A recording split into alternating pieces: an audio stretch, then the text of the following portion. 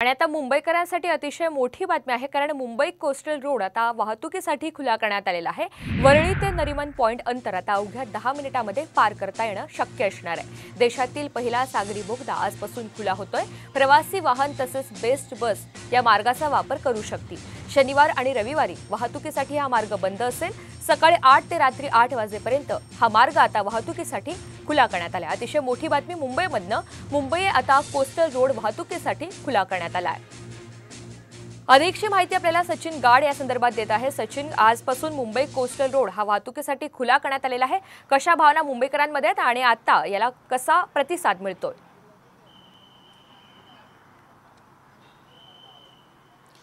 नक्कीच अवघ्या काही मिनिटांपूर्वीच पोलिसांनी जे बॅरिकेड लागलेले होते ते खुले केले आणि त्यानंतर कोस्टल रोड हा वाहतुकीसाठी खुला झाला। आपण बघितलं की 8 वाजता हा कोस्टल रोड ऑफिशियली उद्घाटन होणार होतं, सुरुवात होणार होती आणि त्यासाठी अनेक मुंबईकर हे वेटिंगवर होते। कित्येकांनी आपल्या गाड्या या आसपासच ठेवल्या होत्या की जेणेकरून जेव्हा पोलीस हे बॅरिकेड काढतील तेव्हा त्यांना पहिला कोस्टल रोडचा अनुभव करायला मिळेल। आणि 8 वाजले तसं प्रत्येकाने आपल्या गाड्या या बॅरिकेडच्या जवळ आणल्या। शेवटी वाहतूक पोलिसांना इथे जवळ यावं लागलं। त्यांनी त्यांच्या कंट्रोलची बातचीत केली आणि त्यानंतर हा कोस्टल रोड हा वाहतुकीसाठी खुला झाला। अनेक मुंबईकर आता या कोस्टल रोडवरून नरिमन पॉइंटच्या दिशेने रवाना देखील झालेले आहेत आणि प्रत्येकाने मोठा आनंद इथे व्यक्त केला। काल या रस्त्याचं उद्घाटन हे मुख्यमंत्र्यांच्या हस्ते करण्यात आलं होतं आणि त्यानंतर आजपासून हा कोस्टल रोड वाहतुकीसाठी खुला झालेला आहे। बहुचर्चित बहुप्रतीक्षित असा हा संपूर्ण रस्ता आहे। हजारो कोटी रुपये खर्च करून मुंबई महानगरपालिकेने हे प्रोजेक्ट बनवलेला आहे।